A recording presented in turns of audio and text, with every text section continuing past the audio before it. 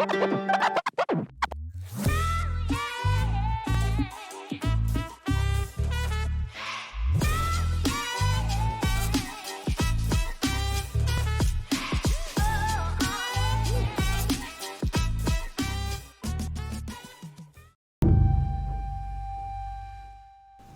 guys, welcome back to the channel. Thanks for joining me.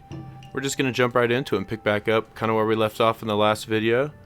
Painting our Tenjin by Black Forge Games. I'll leave a link in the description where you can get this STL to 3D print this yourself. Really right now the primary focus is we're just going to work on the rest of this rope and the next piece, which will be gold. It's pretty self-explanatory, so I'm not going to get too much into it. We're just going for kind of a distressed, old, dingy gold look. So naturally, you're going to have to start with gold. I'm not too worried about coverage here. It's okay if there's some bleed through, because I'm actually going to do 2 or 3 coats off camera just to save you guys time, not make you watch me paint the same thing over and over.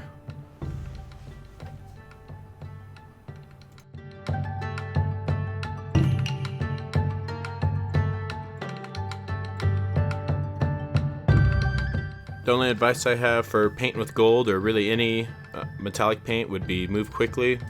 Don't go back till it's dry. It separates really quickly on the wet palette, so you want to move fast, but mostly you don't want to go back over semi-dry paint. It'll just peel that previous layer right off, and then you'll have a big old chunk out of it. Even though we're going for a dingy look, we don't want it to look funky.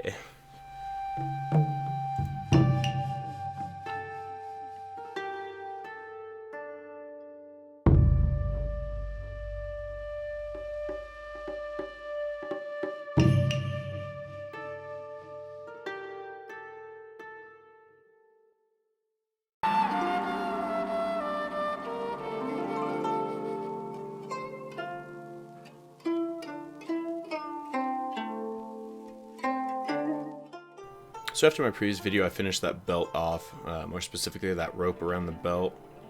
I just figured it wasn't worth you guys rewatching me paint more rope, but this video I decided to make you watch me paint gold twice, so here we are.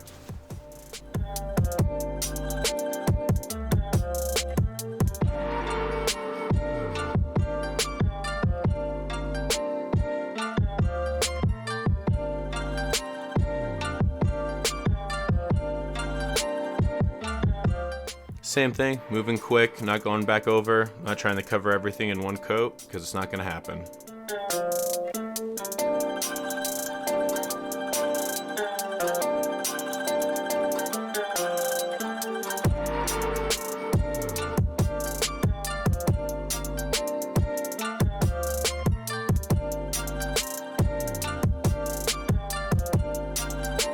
When it comes to metallic paint, and specifically this gold, if there's an area that's not going to be visible and it's actually just going to be rubbing on something else, I actually won't paint it. I don't want that gold rubbing off all over the model. Not that it's that sensitive, but there's certain areas down inside the belt that just don't make sense to paint. This step will look super familiar if you saw my last video.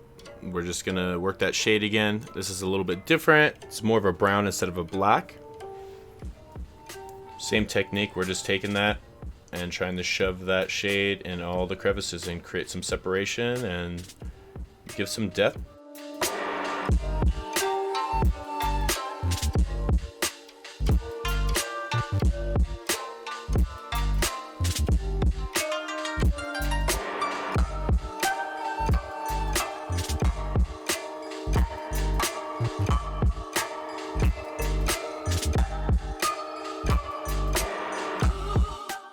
There's only one more coat of gold that I actually put on this model in between shoots, and as you can see I broke my own rule and went back when it was wet and pulled some paint off, but that's okay because I'm chalking it up as that's what I was going for.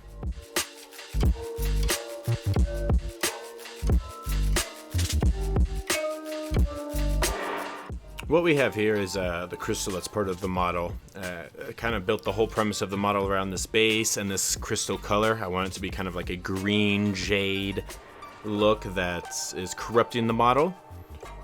Unfortunately, I wasn't recording when I did the first steps, so that's why it looks done.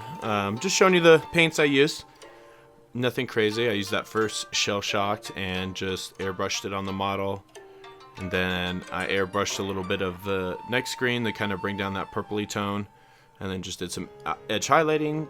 But now we're going to work on taking that fluorescent green and putting that in the cracks. Obviously, I'm going to grab the biggest brush I have for this job.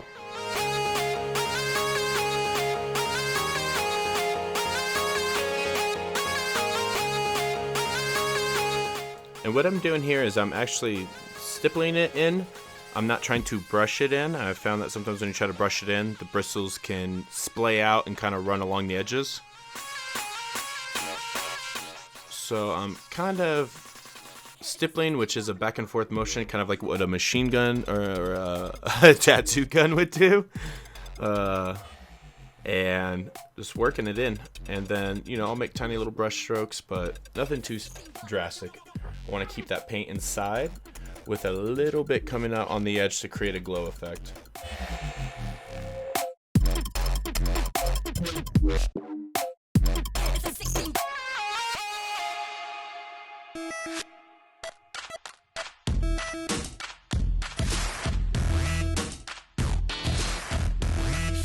Rocket.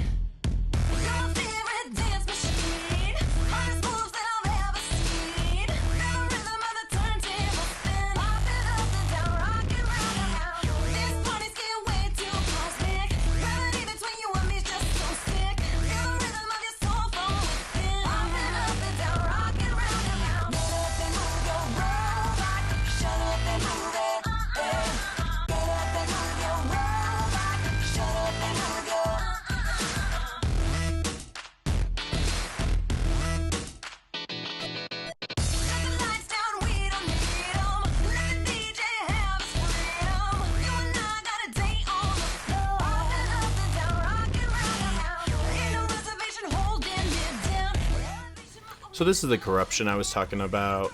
I kind of want to give this the look that this crystal is corrupting this model, and the corruption of green is going through his veins, and yeah, I don't know.